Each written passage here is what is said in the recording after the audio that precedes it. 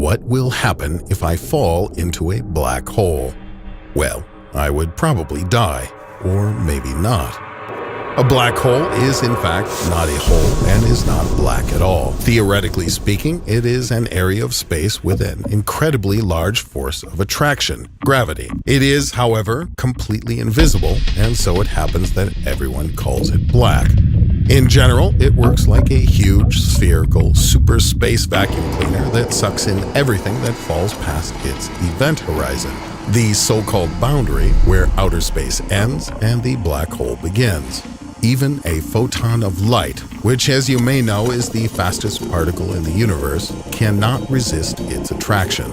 And especially since I am just an ordinary person made up of ordinary particles, I also cannot resist its mighty lure. If I, by some incredible happenstance, came under the influence of a black hole, it would go something like this.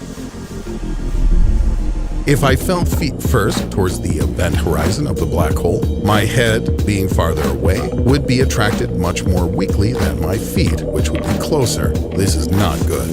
Like being on a medieval rack, I would be stretched, elongated really, pulled like taffy to such an extent that my head would likely pop off. Next would come a meeting with the singularity. This is what is at the center of a black hole, its contents. Having passed the event horizon, I come under the influence of the singularity, where every bizarre, illogical, and demonic strangeness, in a very literal sense, occurs. In other words, Einstein's theories don't work here.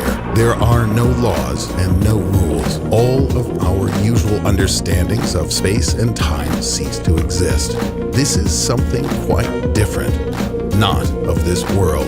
There is our universe that lives according to certain laws and concepts, and there is the world of the singularity that brazenly ignores any laws and exists by itself, and we know nothing about it. So, theoretically, as we approach the singularity, my elongated body will continue to stretch lengthwise and continue to shrink in its transverse direction, its width, but will still not disappear altogether. And the most interesting thing is that my friend Bob, who got lucky and got sucked in just after me, is unlikely to survive until the moment when my body crosses the event horizon. It would seem to him that I move indefinitely, forever approaching the event horizon. But for me, on the other hand, everything happens in an instant.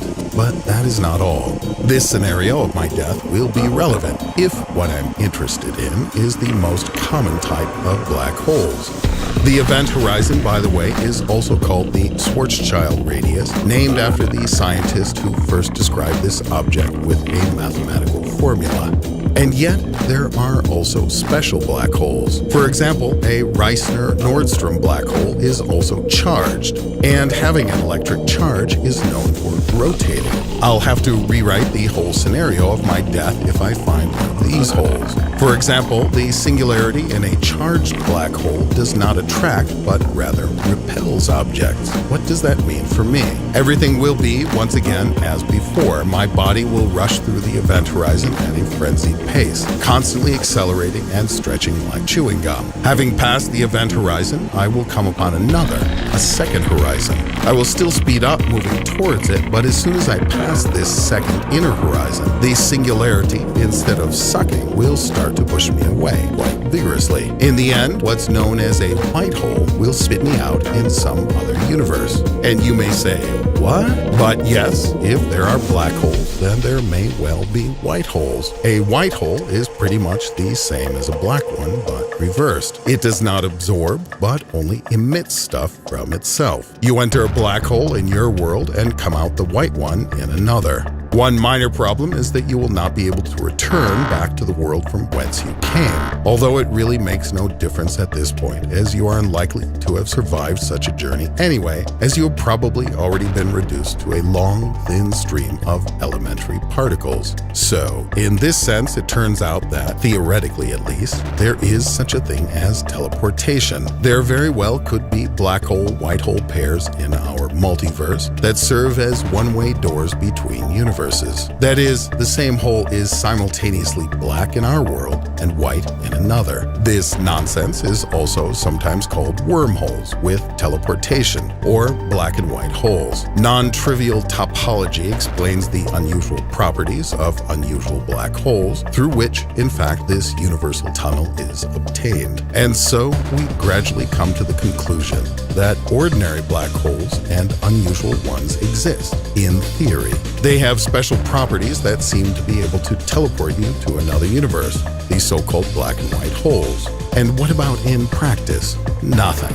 You have to understand, nobody has seen anything like this with his or her own eyes. For example, in order to capture a picture of the supermassive black hole supposedly located in the center of our galaxy, we would need an incredibly powerful telescope with a lens diameter almost equal to the diameter of our planet Earth. We are unlikely to ever be able to build a telescope of this size, so scientists are racking their brains over alternative ways to create the first really true picture of a black hole. All of those images of black holes that you've seen through the years are, in fact, just artistic interpretations.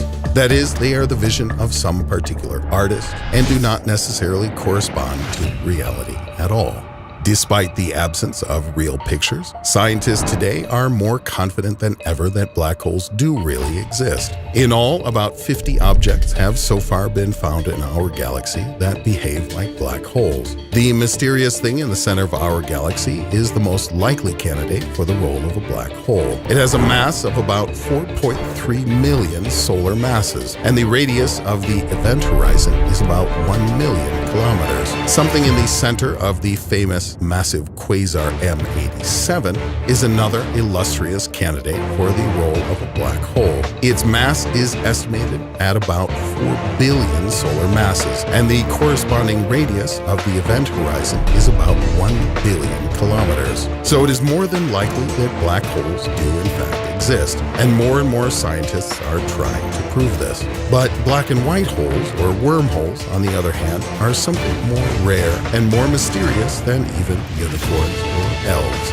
They are possible in theory, but we do not have even the slightest hint of proof of their existence, as opposed to simple black holes. But whatever it is to believe in what they are is infinitely more interesting than to say that all of this is nonsense and fiction. Put likes and subscribe to the channel. See you next time.